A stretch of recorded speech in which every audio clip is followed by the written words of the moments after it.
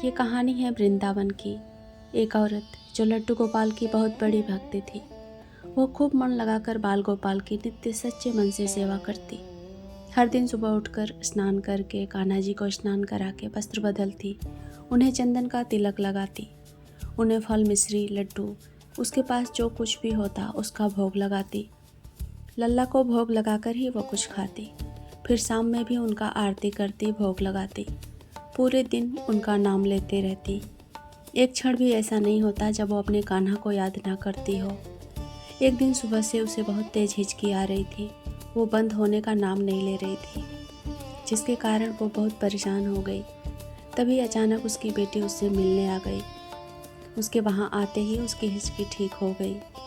बेटी ने माँ का हाल चाल पूछा तो माँ ने कहा, ऐसे तो सब ठीक है, मेरे बाल गोपाल की कृपा है, लेकिन पता नहीं क्यों आज सुबह से मुझे बहुत तेज हिचकी आ रही थी, जो रुकने का नाम ही नहीं ले रही थी।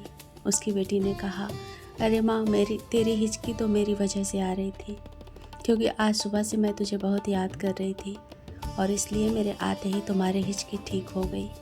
माँ ने पूछा, ऐसा सच में होता है क्या? बेटी ने कहा कि हाँ माँ, ऐसा ही होता है। अगर किसी को बहुत मन से याद किया जाए तो इस वजह से उसे तेज हिचकी आ सकती है।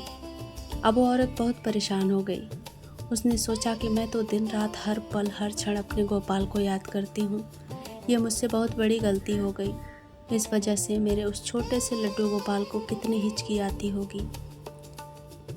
वो ज़ोर ज़ोर से रोने लगी और कहने लगी, मुझे माफ़ करना मेरे लल्ला, मेरी वजह से तुझे कितना कष्ट उठाना पड़ा होगा। मेरा छोटा सा लल्ला हिचकी कर कर के परेशान हो गया होगा।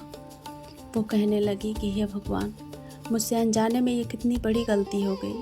वो भगवान से अपनी गलती के लिए बार बार क्षमा मांगने लगी। अब उसने मन में निश्चय किया कि वो अब कभी लड्डू गोपाल को याद नहीं करेगी। कई दिन बीत गए, लेकिन अब वो लड्डू गोपाल को कभी अपने मन में याद नहीं करती। लेकिन अब वो हमेशा दुखी रहने लगी, बीमार रहने लगी।